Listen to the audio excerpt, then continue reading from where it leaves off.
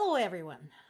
I'd like to start today's report with the events from Russia, namely from the region of Russia known as Bashkiria.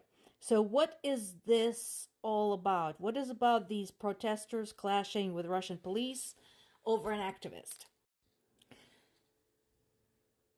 The offenses committed by this activist who's been arrested and sentenced to multiple years in prison in the US would appear laughable.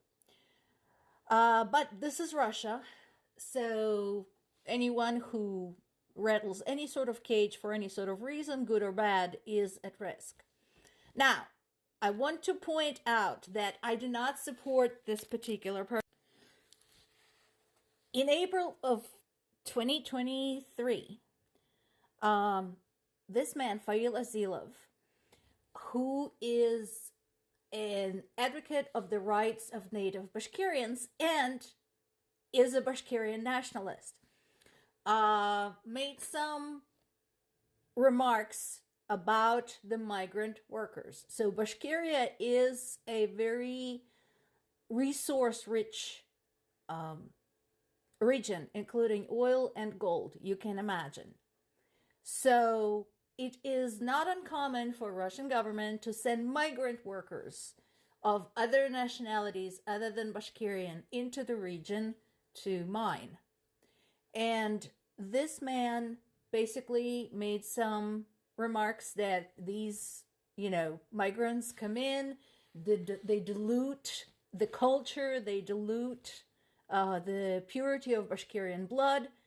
I don't support xenophobia, I don't support nationalism, but the fact that it is rampant in Russia doesn't surprise me at all, because Russians themselves, including one of their most prominent opposition leaders, Navalny, are rabidly nationalistic. And as I mentioned before, the reason I despise Navalny is that he has participated in Nazi meetings and referred to people of other nationalities as cockroaches.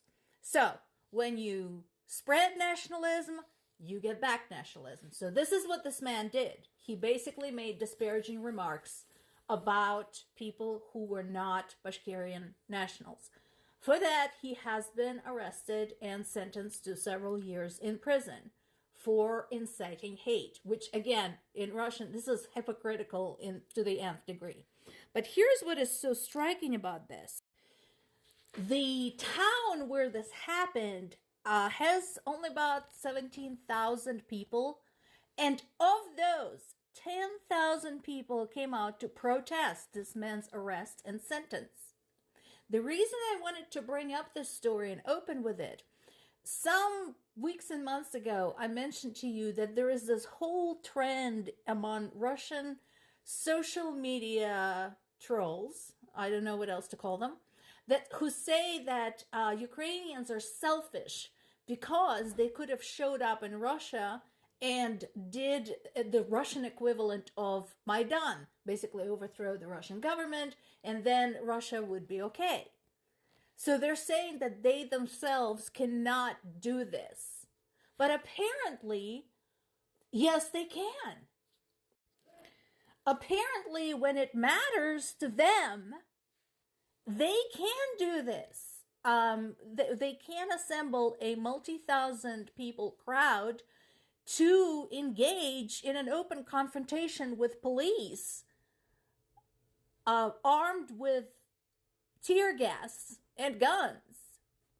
So it just has to matter. So apparently Putin's dictatorship just doesn't matter enough to them to do this. On to the news about Ukraine. More positive updates when it comes to getting some help while U.S. gets its act together. Germany has handed over some military supplies to Ukraine, including much-needed ammunition for the tanks, some armored personnel carriers, missiles, drones, and helmets. All of it hugely, hugely, and badly needed. That is fantastic help. They are publishing, what has been delivered, and I'm sure it will all be put to good use. Unfortunately, Russia continues one barrage after another against Ukrainian civilian targets. In this particular case, there's been attacks against Kherson region. Now we know that one person, a 37-year-old man, was killed, and there were at least 5 people wounded there, including an 81-year-old woman. So, again, I'm sure Russia is going to publish their neat little summary saying all of the intended targets have been hit. And guess what? It's true. Their intended targets are civilians. They're seeking to intimidate civilians. So, yeah, intended targets have been hit. In its usual manner, Russia mocks the UK for aiding Ukraine. That's pretty typical when you're impotent and have basically the huge case of small dick syndrome. That's what you do. But, that is not to say that our problems are over, because Ukraine received aid from France, Germany, and the UK. The fight still continues. Russians are still on Ukrainian territory. Now, I do agree with Secretary Blinken, who is a very intelligent and astute man. It is essential to provide extra funding to Ukraine, because a lot more than just Ukraine is at stake. And as the conversation continues at the World Economic Forum in Davos, I agree again with Zelensky. This is one of those times when he's right, that Putin had stolen years of peace and is now threatening the rest of the world by attacking Ukraine. And it's not just the years of peace that he had stolen.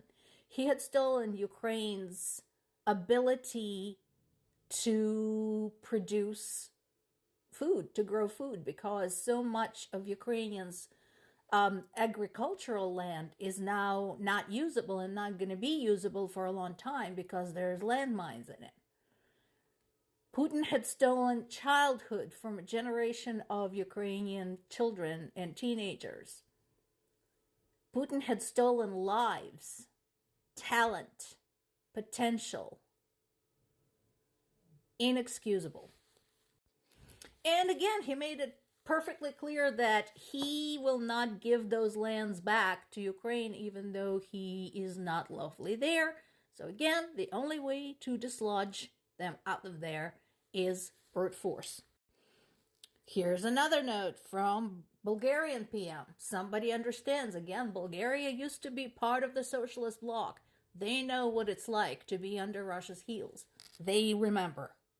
And this is an English language source. Remember, I gave you a Polish source yesterday talking about the threat to the rest of the world should Ukraine lose the war. So there's now this piece in the Associated Press, if you need to look that up in English, about the remarks of Admiral Rob Bauer.